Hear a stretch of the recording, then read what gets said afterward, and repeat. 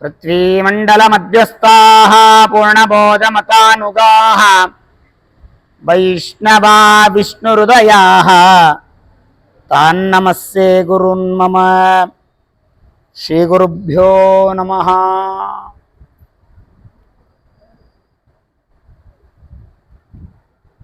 ಭಕ್ತಿಯಲ್ಲಿ ಭಾಗಣ್ಣ, ಯುಕ್ತಿಯಲ್ಲಿ ಮೋಹನ್ನ ಎನ್ನುವಂತಹ ಒಂದು ನಾಡು ನುಡಿಯಂತೆ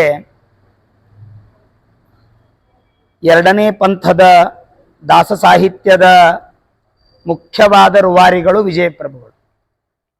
ಹರಿದಾಸ ಸಾಹಿತ್ಯ ಒಂದು ಕಾಲದಲ್ಲಿ ಪುರಂದರದಾಸರು, ಕನಕದಾಸರು ಮೊದಲಾಗಿರುವಂತಹ ಅನೇಕ ದಾಸರ, ವ್ಯಾಸರಾಜರ, ವಾದಿರಾಜರ ಒಂದು ಕಾಲಮಾನ ಘಟ್ಟದಲ್ಲಿ ಪ್ರಥಮ ಪಂಥದ ಒಂದು ದಾಸ ಸಾಹಿತ್ಯ. ಆಮೇಲೆ ಪ್ರಸನ್ನ ವೆಂಕಟದಾಸರು ಅದೆಲ್ಲ ಇತ್ತು, ಬಹಳ ಸಂಕ್ಷಿಪ್ತ ಇತ್ತು, ಬಹಳ ವಿಕ್ಷಿಪ್ತವಾಗಿತ್ತದು. ಆದರೆ ಎರಡನೇ ಹಂತದಲ್ಲಿ ಏನು ಒಂದು ದಾಸ ಸಾಹಿತ್ಯದ ಒಂದು ಸಂಪೂರ್ಣವಾದಂತಹ ಏನು ಪರಂಪರೆ ಪ್ರಾರಂಭವಾಗಿದ್ದು ಅದು ವಿಜಯಪ್ರಭುಗಳ ಕಾಲದಲ್ಲಿ. ಅವರು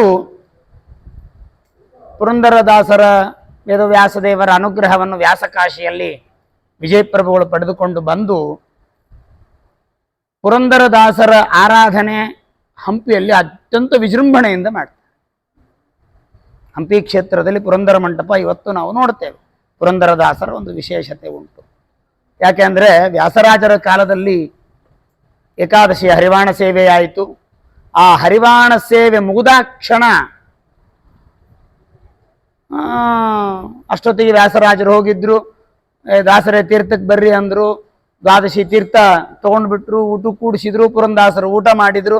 ಎಲ್ಲರೂ ಸ್ನಾನ ಮಾಡಿಲ್ಲ, ಸಂಧ್ಯಾವನ ಮಾಡಿಲ್ಲ, ಹರಿವಾಣ ಮುಗಿಸ್ಕೊಂಡು ಬಂದು ಏನಿದು ದಾಸರು ಅಂತ ಹೇಳಿ ಖುಷಿ ಖುಷಿ ಶುರುವಾದ ಮೇಲೆ ಪುರಂದಾಸರಲ್ಲಿದ್ದಾರೆ, ಹೋಗಿ ನೋಡ್ಕೊಂಬರ್ರಿ ಅಂತ ಹೋದರೆ ಅವರು ತಾವು ಊಟ ಮಾಡಿದ್ದೆಲ್ಲ ಹೊರಗೆ ತೆಗೆದಿಟ್ಟು ಮತ್ತೆ ಸ್ನಾನ ಅನೇಕ ಮುಗಿಸ್ಕೊಂಡು ಮಾಡುವುದು ಪುರಂದರದಾಸರ ಚರಿತ್ರೆಯಲ್ಲಿ ನಾವು ಕಾಣುತ್ತೇವೆ. ಅಂತಹ ಆ ಪುರಂದರ ಮಂಟಪದಲ್ಲಿ ವಿಜಯಪ್ರಭುಗಳು ಆರಾಧನೆ ಮಾಡುವಾಗ ಏನೇನು ರೋಗಗಳಿತ್ತು ಎಲ್ಲ ರೋಗಗಳು ಕೂಡಿತ್ತು ಈ ಮೋಹನದಾಸರಿಗೆ. ಅವರ ತಾಯಿ ಆ ಕೂಸು ಸಮೇತ ಇಬ್ಬರು ಚಕ್ರತೀರ್ಥದಲ್ಲಿ ಹಾರಿ ಪ್ರಾಣತ್ಯಾಗ ಮಾಡಬೇಕು. ಯಾರೂ ಅವ್ರ ಜೊತೆಗೆ ಕಳಿಸ್ಕೊಂಡಿಲ್ಲ, ಮಾಡಿಲ್ಲ, ಏನೂ ಮಾಡಿಲ್ಲ.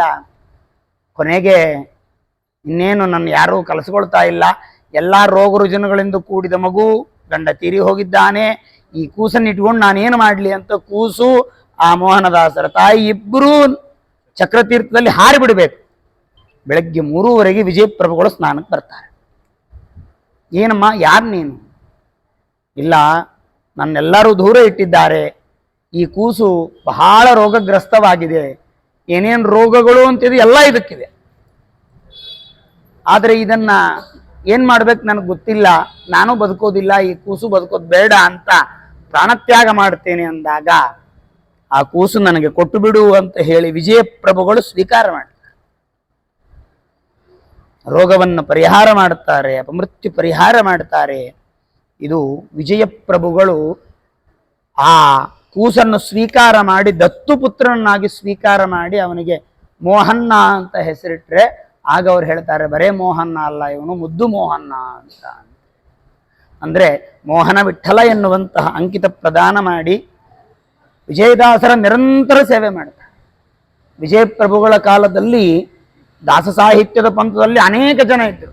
ಗೋಪಾಲದಾಸರು, ವರದ ಗೋಪಾಲರು, ಗುರು ಗೋಪಾಲದಾಸರು, ಗೋಪಾಲದಾಸರ ಅಣ್ಣ ತಮ್ಮಂದರು, ಮೋಹನದಾಸರು, ಅನೇಕ ಜನ ದಾಸರೆಲ್ಲರೂ, ಜಗನ್ನಾಥ ದಾಸರು ಎಲ್ಲರೂ ವಿಜಯಪ್ರಭುಗಳ ಕಾಲದಲ್ಲಿ ಒಂದು ದೊಡ್ಡ ದಾಸ ಪಂಥ. ಅದು ಸಾಮಾನ್ಯ ಅಲ್ಲ. ವಿಜಯಪ್ರಭುಗಳ ಕಾಲದಲ್ಲಿ ಒಂದು 70-80 ಹರಿದಾಸರುಗಳು ಸುತ್ತಮುತ್ತ ಎಲ್ಲರೂ ಕೂಡ ಇದ್ದವ್ರೆ ಆಗಿನ ಕಾಲದಲ್ಲಿ.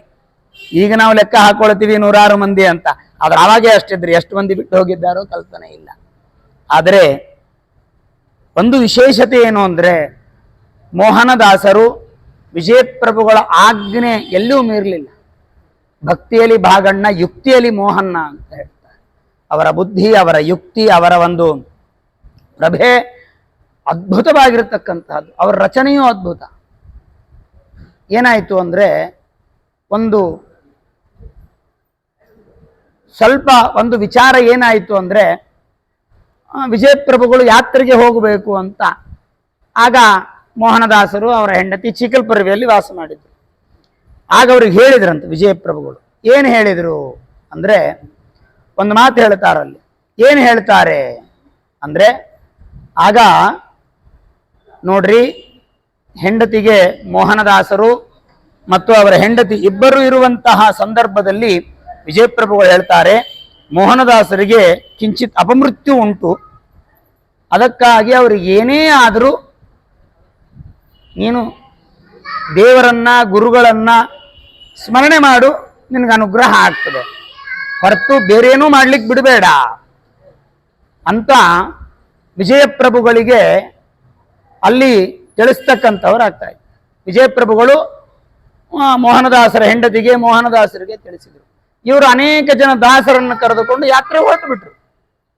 ಹೋಗಿ ಕೆಲವೇ ದಿವಸಗಳಲ್ಲಿ ಇವರಿಗೆ ಜ್ವರ ಬಂತು, ಮರಣ ಹೊಂದಿಬಿಟ್ರು. ಯಾರೋ ಮೋಹನದಾಸರ ಹೆಂಡತಿಗೆ ಹೇಳಿ ಹೋಗಿದ್ರು, ಏನಾದರೂ ಇವರನ್ನ ನೀವು ಏನೂ ಮಾಡಬಾರದು.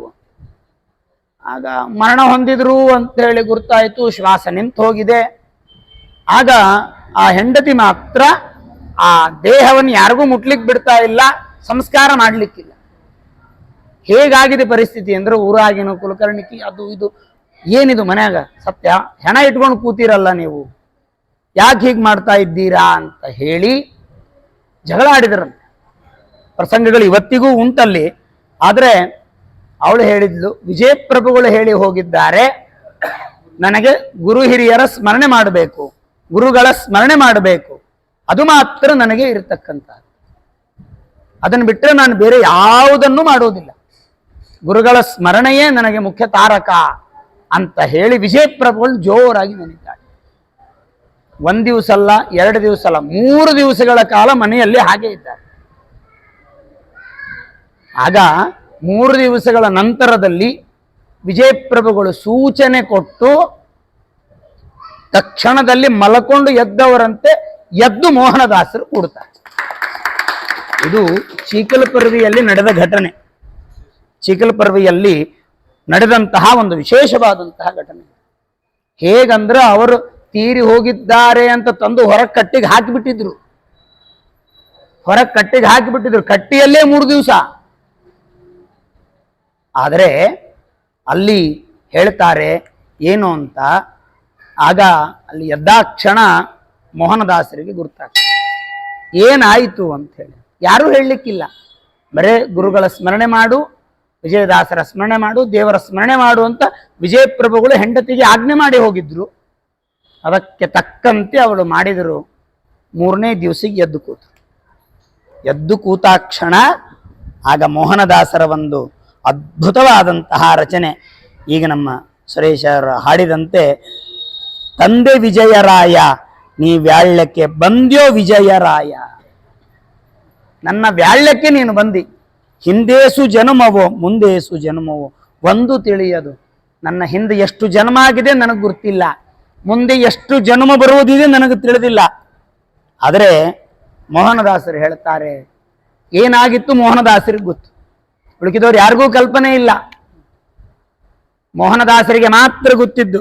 ಆಗ ಅವರು ಒಂದು ಹಾಡಿನಲ್ಲಿ ರಚನೆ ಮಾಡಿ ತಿಳಿಸ್ತಾರೆ, ಎಷ್ಟು ಜನ್ಮಗಳು ಹಿಂದೆ ಬಂದಿದ್ದು ಗೊತ್ತಿಲ್ಲ, ಮುಂದೆ ಎಷ್ಟು ಜನ್ಮವೂ ಬರುವುದೇ ಗೊತ್ತಿಲ್ಲ.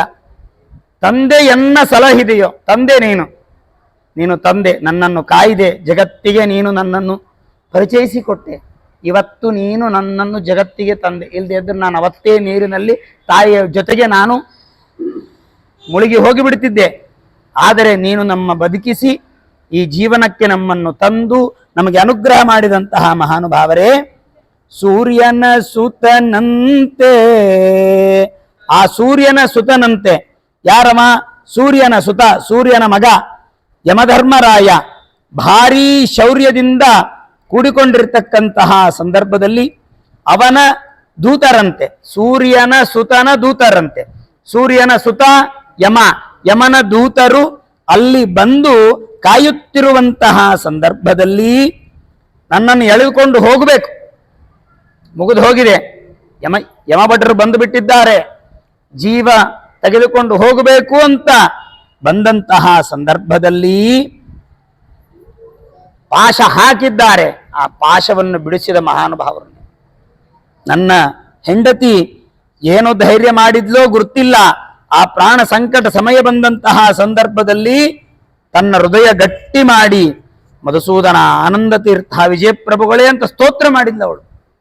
ಆ ಸ್ತೋತ್ರ ಮಾಡಿದಾಗ ವಿಜಯಪ್ರಭುಗಳೇ, ಸ್ವಾಮಿ ನಾರಾಯಣ, ಮಧ್ವಾಚಾರ್ಯರು, ವಿಜಯಪ್ರಭುಗಳು ಅವರ ಪ್ರಾರ್ಥನೆಗೆ ಓಗೊಟ್ಟು ಯಮನ ದೂತರು ಕಟ್ಟಿ ಎಳೆದುಕೊಂಡು ಹೋಗುವ ಪಾಶವನ್ನು ಬಿಡಿಸಿದ ಮಹಾನುಭಾವರು ವಿಜಯಪ್ರಭುಗಳು. ನೀವು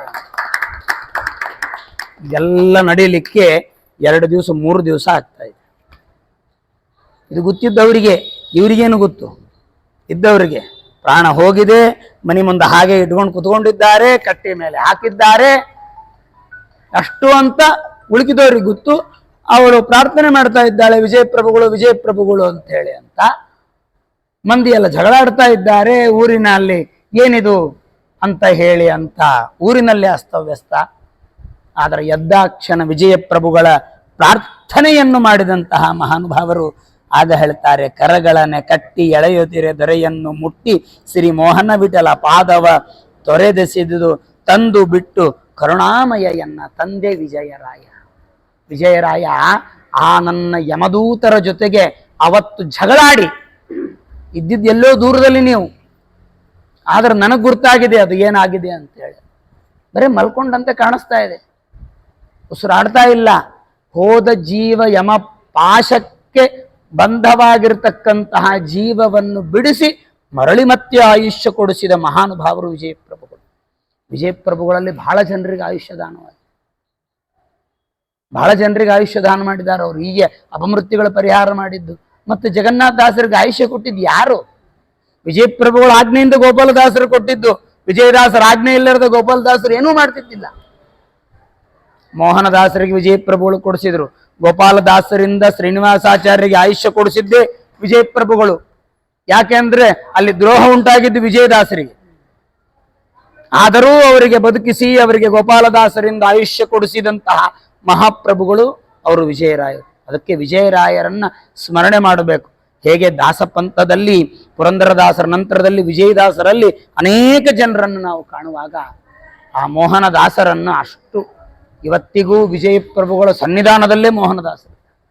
ಚೀಕಲ್ ಪರ್ವಿಯಲ್ಲಿ ಮೋಹನದಾಸರ ಅಪಮೃತ್ಯು ಪರಿಹಾರವಾದ ಕಟ್ಟಿ ಇವತ್ತಿಗೂ ನಾವು ಕಾಣ್ತೇವೆ. ತುಳಸಿ ಕಟ್ಟಿ ಇಲ್ಲಿ ಬರ್ದಾರೆ, ಮೋಹನದಾಸರಿಗೆ ಅಪಮೃತ್ಯು ಪರಿಹಾರ ಮಾಡಿದ ಕಟ್ಟೆ ಅಂತ ಹೇಳಿ. ಆದರೆ ಅದರ ಕಲ್ಪನೆ ಕೆಲವೊಬ್ಬರಿಗೆ ಮಾತ್ರ ಇದೆ. ಆದರೆ ಅಂತಹ ಈ ಒಂದು ವಿಜಯಪ್ರಭುಗಳ ಒಂದು ಅನುಗ್ರಹಕ್ಕೆ ಪಾತ್ರರಾದಂತಹ ಮಹಾನುಭಾವರ ಸರಣಿಯಲ್ಲಿ ಒಬ್ಬರಾದವರು ಮೋಹನದಾಸ. ಅಂತಹ ಮೋಹನದಾಸರ ಒಂದು ಆರಾಧನಾ, ಅವರು ರಾಯರ ಮೇಲೆ ಕೃತಿಗಳು, ಅನೇಕ ಸುಳಾದಿಗಳು, ಪದಪದ್ಯಗಳು ವಿಜಯದಾಸರ ಮಾರ್ಗದರ್ಶನದಲ್ಲಿ ನಡೆದರು. ಅವರು ದತ್ತುಪುತ್ರರು. ಇವತ್ತಿನ ದಿವಸ ಚಿಪ್ಪಗಿರಿಯಲ್ಲಿ ಏನು ಒಂದು ವಂಶ ಇದೆ, ವಿಜಯದಾಸರ ಒಂದು ಸೇವೆ ಮಾಡಿಕೊಂಡು ಹೋಗ್ತಕ್ಕಂತಹ ವಂಶ, ಅದು ಮೋಹನದಾಸರ ವಂಶ. ಅಲ್ಲಿರುವಂತಹ ಜಗನ್ನಾಥದಾಸರು ಅಂತೇನೆಲ್ಲ ಇದ್ದಾರಲ್ಲ ವಂಶಜರು, ಅವರು ಮೋಹನದಾಸರ ವಂಶಸ್ಥರು. ವಿಜಯದಾಸರ ಪ್ರತ್ಯಕ್ಷ ವಂಶದಲ್ಲಿ ಬಂದವರಲ್ಲ, ಸಾಕು ಮಕ್ಕಳಾಗಿರ್ತಕ್ಕಂತಹ ಮುದ್ದು ಮೋಹನದಾಸರ ವಂಶದಲ್ಲಿ ಬಂದಂಥವರು. ಇವತ್ತಿಗೂ ಅಲ್ಲಿಯ ಒಂದು ಮೇಲ್ವಿಚಾರಣೆ ವ್ಯವಸ್ಥೆ ನೋಡಿಕೊಂಡು ವಿಜಯಪ್ರಭುಗಳ ಸೇವೆ ಮೋಹನದಾಸರು ಮಾಡ್ತಾ ಇದ್ರು ಅಂತೇಳಿ ಇವತ್ತಿಗೂ ಅವರು ಮಾಡ್ಕೊಂಡು ಹೋಗ್ತಾ ಇದ್ದಾರೆ. ವಿಜಯದಾಸರ ವಿಚಾರದಲ್ಲಿ ಆ ಮೋಹನ ಪ್ರಭುಗಳು ಕಂಡಂತಹ ಗುರುಭಕ್ತಿ ಅತ್ಯದ್ಭುತ. ಅಂತಹ ಆ ಮೋಹನದಾಸರಿಗೆ ಅಪಮೃತ್ಯು ಪರಿಹಾರವಾಯಿತು. ಮೃತ್ಯು ಯಾರಿಂದಲೂ ತಪ್ಪಿದ್ದಲ್ಲ. ಜೀವನದಲ್ಲಿ ಅದ್ಯಮೇವ ಶತಾಂತೇವ ಪ್ರಾಣಿನಾಂ ಮರಣಂ ಧ್ರುವಂ. ಇವತ್ತಲ್ಲ ಇನ್ನು 100 ವರ್ಷಕ್ಕೆ ಮನುಷ್ಯನಿಗೆ ಮೃತ್ಯು ತಪ್ಪಿದ್ದಲ್ಲ. ಆದರೆ ಅಪಮೃತ್ಯು ಮಾತ್ರ ಪರಿಹಾರ ಮಾಡಲಿಕ್ಕೆ ಶಕ್ಯ. ಅದಕ್ಕೆ ಅಪಮೃತ್ಯು ಪರಿಹರಿಸೋ ಅನಿಲ ದೇವ ಕೃಪಣ ವತ್ಸಲನೆ. ಮೃತ್ಯು ಪರಿಹರಿಸಂತ ಯಾರೂ ಕೇಳಿಲ್ರಿ. ಇನ್ನ ಹಿರಣ್ಯಕಶಿಪು ನನಗೆ ಮರಣವೇ ಬೇಡ ಅಂದಾಗ ಬ್ರಹ್ಮದೇವರು ಅಂದ್ರು 100 ವರ್ಷ ಆಯ್ತಂದ್ರೆ ನಂದೇ ಡ್ಯೂಟಿ ಮುಗೀತು, ನಂದೇ ಇಲ್ಲ, ನಿನಗೇನು ಕೊಡ್ಲಿ ಅಂತ. ಅಪಮೃತ್ಯು ಏನಾದರೂ ನಿಮಿತ್ತ ಕೇಳು, ಕೊಡ್ತೇನೆ, ಹೊರತು ಮೃತ್ಯುನೇ ಬೇಡ ಅಂದ್ರೆ ನಡೆಯುವುದಿಲ್ಲ. ಹಾಗೆ ಅಪಮೃತ್ಯು ಪರಿಹಾರ ಆಗ್ತದೆ, ಹೊರತು ಮೃತ್ಯು ಪರಿಹಾರ ಯಾರ ಕೈಲೇ ಅಲ್ಲ. ಆದರೆ ಜ್ಞಾನಿಗಳಿಗೆ ಬಂದಂತಹ ಅಪಮೃತ್ಯುಗಳ ಪರಿಹಾರ ಆದರೆ ಎಷ್ಟು ಉಪಯೋಗ ಆಗ್ತದೆ. ಜಗನ್ನಾಥ ದಾಸರಿಗೆ ಬಂದ ಅಪಮೃತ್ಯು ಪರಿಹಾರ ಆಗಿ ಅವರಿಗೆ ಬಂದ ಆಯುಷ್ಯ ಬಂದಿದ್ದರಿಂದಲೇ ಇವತ್ತು ನಾವು ದಾಸ ಸಾಹಿತ್ಯದ ಮೇರು ಕೃತಿ ಕಾಣ್ತೇವೆ. ಮೋಹನದಾಸರಿಗೆ ಅಪಮೃತ್ಯು ಪರಿಹಾರ ಆಗಿದ್ದರಿಂದಲೇ ಇಷ್ಟು ನಾವು ಕೃತಿಗಳನ್ನು ಕಾಣುತ್ತೇವೆ, ಅವರ ಮಹಿಮೆಯನ್ನು ಕಾಣುತ್ತೇವೆ. ಒಬ್ಬೊಬ್ಬ ದಾಸವರೇಣ್ಯರು ಅದು ವಿಜಯಪ್ರಭುಗಳು, ಸ್ವಾಮಿ ಅಂದ್ರೆ ಶ್ರೀಮದಾಚಾರ್ಯರು, ಅವರಿರ್ತಕ್ಕಂತಹ ಪುರಂದರದಾಸರ ಮೇಲಿನ ವಿಶ್ವಾಸ, ಆ ನಂಬಿಕೆ, ಅವೆಲ್ಲವೂ ಕೂಡ ನಮಗೂ ಕೂಡ ಸ್ವಲ್ಪ ಮಾರ್ಗದರ್ಶನ. ಯಾಕೆಂದ್ರೆ ನಮ್ದು ಕೂಡ ಹಾಗೆ, ನೀರ ಮೇಲಿನ ಗುಳ್ಳಿ ಸ್ಥಿರವಲ್ಲ ಹರಿಗೆ. ಇವತ್ತು ಮೃತ್ಯು ಮನುಷ್ಯನಿಗೆ ತಪ್ಪಿದ್ದಲ್ಲ, ಅಕಾಲ ಮೃತ್ಯು ಅಪಮೃತ್ಯು ಅನ್ನೋದು ಬಹಳ ಸ್ವಲ್ಪ ಸಮಸ್ಯೆ. ಕಾಲದಲ್ಲಿ ಮೃತ್ಯು ವಯೋ ಸಹಜವಾಗಿ ಬರಲಿ, ಬೇಡನ್ನಂಗಿಲ್ಲ. ಆದರೆ ಆ ಹನುಮಂತ ದೇವರು, ವಿಜಯಪ್ರಭುಗಳು, ಮೋಹನದಾಸರಂತಹ ಮಹಾನುಭಾವರು ಅಪಮೃತ್ಯುಗಳನ್ನು ಪರಿಹಾರ ಮಾಡಲಿ. ರೋಗ ರುಜಿನಗಳು ಬೇಡ, ಏನೋ ಕಾರಣದಿಂದ ಬರ್ತವೆ, ಅದನ್ನು ಪರಿಹಾರ ಮಾಡಲಿ. ಯಾವ ರೀತಿಯಾಗಿ ವಿಜಯಪ್ರಭುಗಳು ಮೋಹನದಾಸರಿಗೆ ಎಲ್ಲ ರೋಗಗಳನ್ನು ಪರಿಹಾರ ಮಾಡಿದರು, ಅವರಿಗೆ ಅಪಮೃತ್ಯು ಪರಿಹಾರ ಮಾಡಿದರು. ಮೋಹನದಾಸರು ಯಾವ ರೀತಿಯಾಗಿ ಭಕ್ತಿ ಮಾಡಿ ಅವರನ್ನು ಒಲಿಸಿಕೊಂಡ್ರೋ, ಮೋಹನದಾಸರಲ್ಲಿ ಬಿಡೋದು ನಾವಷ್ಟೇ. ನೀವು ಯಾವ ರೀತಿಯಾಗಿ ವಿಜಯಪ್ರಭುಗಳಲ್ಲಿ ಭಕ್ತಿ ಮಾಡಿ ನಿಮ್ಮ ಕಷ್ಟಗಳನ್ನು ಪರಿಹಾರ ಮಾಡಿಕೊಂಡು ಅಪಮೃತ್ಯು ಪರಿಹಾರ ಮಾಡಿಕೊಂಡ್ರಿ, ಅದರಲ್ಲಿ ಇದು ಒಂದು ಅಂಶದ ಸ್ವಲ್ಪ ಕೊಡ್ರಿ ಸಾಕು. ಹೇಳ್ತಾರಲ್ಲ, ನಿನ್ನ ದಾಸರ ದಾಸರ ದಾಸರ ದಾಸನೆಂದು ಹೇಳು ಅಂತ ಹೇಳಿದಂಗ ಅದರಲ್ಲಿ ಏನೋ ಒಂದು ಚೂರು ಗಾಳಿಯ ಒಂದು ಸ್ವಲ್ಪ ತೋಕಿದ್ರು ನಾವು ಗುರುಭಕ್ತಿಯಲ್ಲಿ ಮೆಂದು ನಮ್ಮ ಕಷ್ಟಗಳನ್ನು ಪರಿಹಾರ ಮಾಡಿಕೊಳ್ಳಿ. ಇದು ನಾವು ಮೋಹನದಾಸರಲ್ಲಿ ಕಾಣ್ತಕ್ಕಂತಹದ್ದು. ಮುದ್ದು ಮೋಹನ್ನ, ಯುಕ್ತಿಯಲ್ಲಿ ಮೋಹನ್ನ ಅವರು ಕೆಲಸ ಮಾಡಬೇಕಾದ್ರೆ ವಿಜಯಪ್ರಭುಗಳ ಜೊತೆಗಿರಬೇಕು ಅಂದ್ರೆ ಆ ಯುಕ್ತಿ, ಅವರ ಬದ್ಧ, ಅವರ ಒಂದು ಅದು ಯಾವುದೂ ಕೂಡ ಸುಮ್ಮನೆ ಇಲ್ಲ ಅಂತ. ಯುಕ್ತಿಯಲ್ಲಿ ಮೋಹನ್ನ ಅಂದ್ರೆ ಅವರು ಯಾವಾಗಲೂ ಕೂಡ ಪ್ರಮಾಣ ಕೊಟ್ಟು ಹೇಳೋರು, ಪ್ರೂಫ್ ಸಮೇತ ಕೊಡೋರಂತೆ. ಸುಮ್ಮನೆ ಏನೋ ನಾನು ಕಂಡು ಹೇಳಿದ್ದೆ ಅಂತಲ್ಲ, ಅದಕ್ಕೆ ಪ್ರಮಾಣ ಕೊಟ್ಟು ರಚನೆ ಮಾಡ್ತಕ್ಕಂಥವ್ರು. ಭಕ್ತಿಯಲ್ಲಿ ಬಾಗಣ್ಣ, ಯುಕ್ತಿಯಲ್ಲಿ ಮೋಹನ್ನ ಅಂತ ಹೇಳ್ತಾರೆ. ಭಕ್ತಿಯಲ್ಲಿ ಗೋಪಾಲದಾಸರನ್ನು ಮೆಚ್ಚದೇ ಇರತಕ್ಕಂಥವರೇ ಇಲ್ಲ. ತಿಮ್ಮಪ್ಪನ್ನೇ ಹಿಡಿದು ನಿಂದಿರಿಸಿಬಿಟ್ಟಿದ್ರು ಅವರಂತೂ. ಮಹಾಮಾರಾಯ ಅಂದ್ಮೇಲೆ ಬಂದಂತೆ. ಆದ್ರೆ ಇವರು ಯುಕ್ತಿಯಲ್ಲಿ ಏನೇ ಶಾಸ್ತ್ರ ಯುಕ್ತಿ ಪ್ರಮಾಣಗಳನ್ನು ಕೊಟ್ಟೆ ರಚನೆ ಮಾಡಬೇಕಂತ ಹಾಡುಗಳನ್ನು. ಅವರ ಒಂದು ಹಾಡಿನಲ್ಲಿ ಸುಮ್ಮನೆ ಹಾಡು ಕವಿಯ ಕಲ್ಪನೆ ಅಲ್ಲ, ಯಥಾರ್ಥ ವಕ್ತ ಅಂತ ಯುಕ್ತಿಗಳನ್ನು ಕೊಟ್ಟು, ಅಂದ್ರೆ ಅದಕ್ಕೆ ಪ್ರಮಾಣವಾಗಿ ಆಧಾರಗಳನ್ನು ಕೊಟ್ಟು ತಿಳಿಸ್ತಕ್ಕಂತಹ ಮಹಾನುಭಾವರು ಮೋಹನದಾಸರು. ಅವರ ಕೃತಿಗಳು ಹಾಗೇ ಉಂಟು. ಅವರೊಂದು ಚರಿತ್ರೆಯನ್ನು ಹೇಳೇ ಹಾಡು ರಚನೆ ಮಾಡ್ತಾರೆ. ಸುಳಾದಿಗಳು ರಚನೆ ಮಾಡ್ಬೇಕಂದ್ರೆ ಅದಕ್ಕೊಂದು ಹಿನ್ನೆಲೆ ಬೇಕೇ. ಅದೆಲ್ಲ ರಚನೆ ಮಾಡಿದ್ದು ಪ್ರತ್ಯಕ್ಷ ಕಂಡು ಅನುಭವಿಸಿ ಮಾಡಿದ್ದನ್ನೇ ಅವರು ಹೇಳಿದ್ದಾರೆ. ಎಲ್ಲ ದಾಸರು ಹಂಗೆ. ಆದರೆ ಆ ಯುಕ್ತಿಯಲ್ಲಿ ಮೋಹನ್ನ ಎನ್ನುವಂತಹ ವಿಚಾರವಾಗಿ ಆ ಮೋಹನದಾಸರ ಒಂದು ಕೀರ್ತನೆಗಳು ಬಹಳ ದುರ್ಲಭ, ಬಹಳ ಸಿಕ್ಕಿಲ್ಲ, ಸ್ವಲ್ಪ ಇವೆ, ನಮಗೆ ಸಿಕ್ಕಿಲ್ಲ. ನಾವು ಹುಡುಕಾಡಿವೋ ಅಥವಾ ನಾವು ಕಳ್ಕೊಂಡಿವೋ ಏನೋ ನಮ್ಮ ಭಾಗ್ಯ ಇಲ್ಲ. ಆದರೆ ಆ ಸಿಕ್ಕಂತಹ ಒಂದೆರಡು ವಚನಗಳಾದರೂ ನಾವು ಅರ್ಥಾನುಸಂಧಾನ ಮಾಡಿ, ಅವರಲ್ಲಿ ನಾವು ಪ್ರಾರ್ಥನೆ ಮಾಡಿ, ಈ ರೀತಿಯಾಗಿ ಅವರ ಆರಾಧನೆಯನ್ನು ಮಾಡಿ ಅವರ ಒಂದು ಅನುಗ್ರಹಕ್ಕೆ ನಾವು ಪಾತ್ರರಾಗುವಂತಹದ್ದು ನಮ್ಮ ದೊಡ್ಡ ಸೌಭಾಗ್ಯವೇ ಸರಿ ಅಂತ ಈ ಸಂದರ್ಭದಲ್ಲಿ ತಿಳಿಸುತ್ತಾ, ಹರಿದಾಸ ಬೌದ್ಧಿಕ ಮಂಟಪದ ಈ ಒಂದು ವಿಶೇಷವಾದಂತಹ ಮೋಹನದಾಸರ ಆರಾಧನೆಯ ಸಂದರ್ಭದಲ್ಲಿ ಮೋಹನದಾಸರ ಸ್ಮರಣೆ ನಮ್ಮ ಎಲ್ಲ ಒಳಗಿರತಕ್ಕಂತಹ ಕಾಮಕ್ರೋಧ ಲೋಭ ಮೋಹ ಅನ್ನುವಂತಹ ಎಲ್ಲ ದುಷ್ಟ ದೂರಗಳನ್ನೆಲ್ಲವನ್ನೂ ಕೂಡ ದೂರ ಮಾಡಿ ನಮ್ಮ ಯಾವ ಆ ಭಗವಂತನ ಅನುಗ್ರಹಕ್ಕೆ ನಮಗೆ ಪಾತ್ರರನ್ನಾಗಿ ಮಾಡಲಿ ಅಂತ ಆ ಮೋಹನದಾಸರ ಹತ್ರ ಪ್ರಾರ್ಥನೆ ಮಾಡ್ತಾ ಈ ಒಂದು ಸೇವೆಯನ್ನು ಸಮರ್ಪಣೆ ಮಾಡೋಣ. ಮಧ್ವಾಂತರ್ಗತ ಶ್ರೀಕೃಷ್ಣಾರ್ಪಣಮಸ್ತು. ಈ ಸತ್ಕಾರ್ಯದಲ್ಲಿ ಭಾಗವಹಿಸ್ಲಿಕ್ಕೆ ನನಗೊಂದು ಅವಕಾಶ ಕೊಟ್ಟಂತಹ ತಮ್ಮೆಲ್ಲರಿಗೂ ಕೂಡ, ಎಲ್ಲ ಹರಿದಾಸ ಬೌದ್ಧಿಕ ಮಂಟಪದ ಎಲ್ಲರೂ ಕೂಡ ಈ ಒಂದು ಗುರುಗಳ ಅನುಗ್ರಹಕ್ಕೆ ನೀವು ಪಾತ್ರರಾಗ್ತಾ ಇದ್ದೀರಾ. ಪ್ರತಿಯೊಂದು ಆರಾಧನೆ ಮಾಡ್ತೀರಾ, ಪ್ರತಿಯೊಂದು ನೋಡ್ತೇವೆ. ಆದ್ರೆ ನಮಗೆ ಯಾವ್ದು ಅನುಕೂಲ ಆಗ್ತದೋ ಬರಲಿಕ್ಕೆ ಪ್ರಯತ್ನ ಮಾಡ್ತೀವಿ ಅಷ್ಟೇ. ಯಾಕೆ ಅಂದ್ರೆ ನಮಗ ಸ್ವಲ್ಪ ಬಂಧನದಲ್ಲಿದ್ದೇವೆ. ಆದರೂ ಕೂಡ ಆ ಬಂಧನ ಪರಿಹಾರ ಮಾಡಿ ನಮಗೆ ಈ ಸತ್ಕಾರ್ಯದಲ್ಲಿ ಆಸಕ್ತಿಯನ್ನು ಗುರುಗಳು ಕೊಡ್ಲಿ ಅಂತ ಈ ಸಂದರ್ಭದಲ್ಲಿ ತಿಳಿಸುತ್ತಾ ಈ ಸೇವೆಯನ್ನು ಮುಗಿಸ್ತೇವೆ.